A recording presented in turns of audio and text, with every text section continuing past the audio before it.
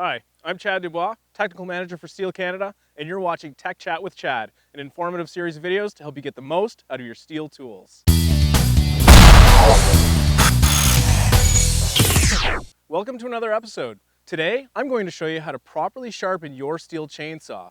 I often get the question, what tools do I need to sharpen my saw, and what's the proper technique? So I'm going to demonstrate that today with a set of basic tools. To sharpen our steel chainsaw, we're going to be using a steel stump vise, which can be found at your local steel dealer. A stump vise is great if you're working out in the forest and don't have a secure spot to put your chainsaw while you're filing it. In order to use your steel stump vise, you need to hammer it into a piece of wood using either a hammer or the butt end of an axe. Now I can clamp my steel chainsaw in my stump vise that I've just installed.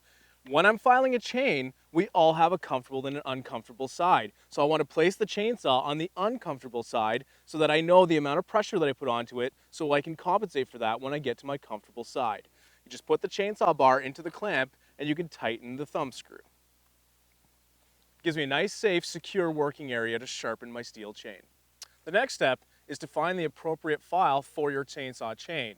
Today I'm going to be using STIHL's all-in-one chainsaw file. This is a great file because you're doing the depth gauges as well as sharpening the cutters. If you use a traditional type file, you have to do that as a separate step. Next thing we want to do is we want to locate the worst cutter on our chain. I've gone ahead and found it, and now I'm going to mark it with a marker. That way I know when I've come all the way around where I started. Now I'm ready to file my steel chain. Before you get started, make sure you put a set of protective gloves on to prevent getting cut. What you want to do is you want to start with the tooth that you've already marked off and make sure that you keep your file at a 30-degree angle.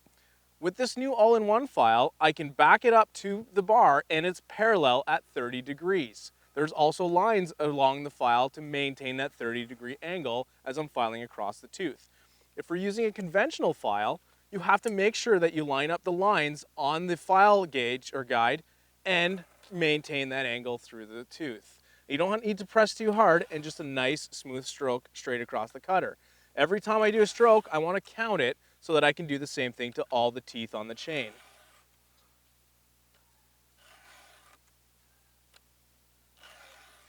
So this cutter looks really good now, and I've done about 5 strokes. So now I can move on to the next cutter and do the same thing.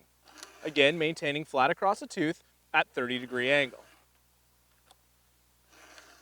The nice part about this file is that you're also filing the depth gauge at the same time as you're filing the cutter, whereas the conventional file, you'd have to go around and redo your depth gauges with a flat file. It's just an extra step that you have to do without this type of file. So once you've completed one entire side and gotten back to the cutter that you had marked initially, you can go ahead and turn the chainsaw around. Remember, chainsaw chains have a right-hand cutter and a left-hand cutter, and we need to sharpen both sides. Again, we're going to maintain the 5 strokes, but we're going to have to flip it around to get to our comfortable side.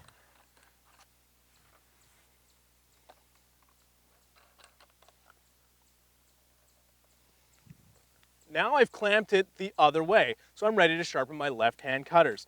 Again, I want to take my chain file, and I want to file at 30 degrees flat across the tooth. Count my 5 strokes.